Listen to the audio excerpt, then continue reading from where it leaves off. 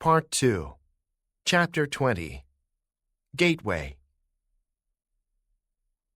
One of the most common mistakes made by organizations when they first consider experimenting with social media is that they focus too much on social media tools and platforms and not enough on their business objectives. The reality of success in the social web for businesses is that creating a social media program begins not with insight into the latest social media tools and channels, but with a thorough understanding of the organization's own goals and objectives.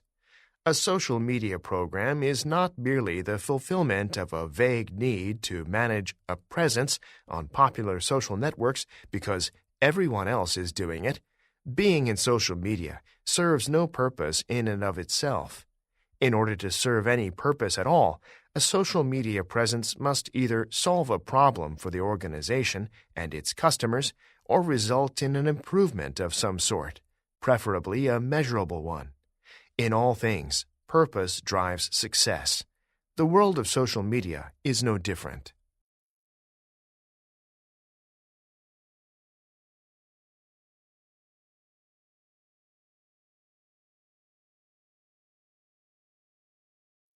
Exercise 1. Most of the time, we conform unconsciously. We don't even have to think about the fact that we are monitoring others and adapting to them. For example, many people start to dress like their boss, although they don't realize it. Even more often, people unconsciously mirror their boss's nonverbal behaviors during a meeting, using similar hand gestures or crossing the same leg, and so on. This is not crazy behavior. Indeed, there does appear to be an evolutionary advantage for those who mirror others. People who dress like their boss actually get paid more and promoted more quickly. When we mirror others, they like us more. Unfortunately, the downside is that we behave in a more conformist fashion.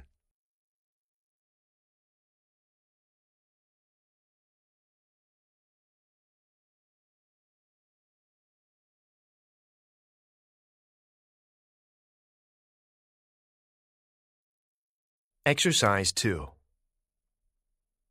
Contrary to prophets of the information age who joyfully predicted an abundance of high-paying jobs, even for people with the most basic of skills, the sobering truth is that many information processing jobs fit easily into the category of routine production services.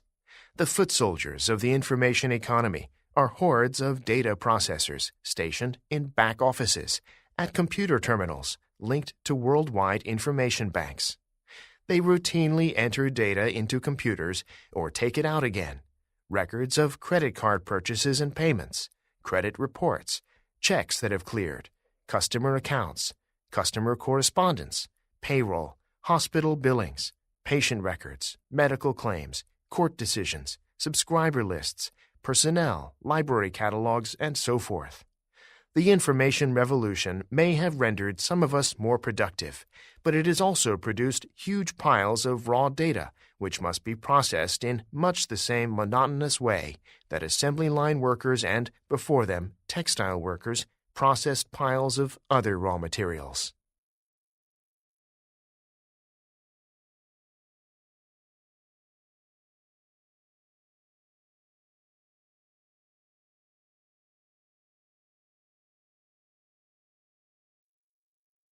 Exercise 3.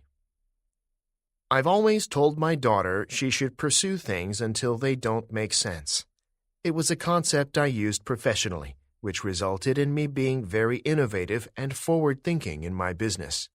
It's also a concept that encourages me to be more open-minded and open-hearted to new situations and experiences. However, at some point, the thing you're pursuing may no longer make sense, and you need to learn to jump off the dead horse. Stop banging your head against the wall and let it go.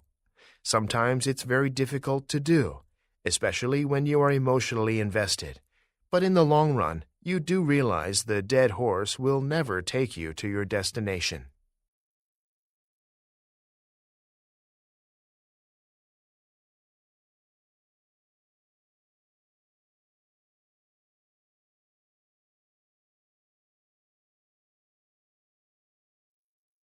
Exercise 4.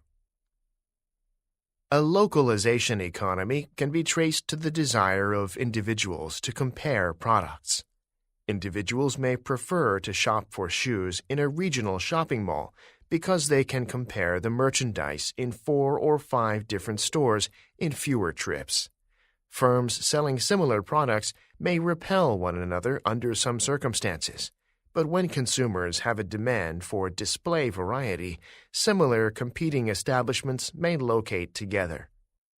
An additional shoe store in a regional shopping mall may actually benefit all the shoe stores by making the mall a more desirable place to shop for shoes.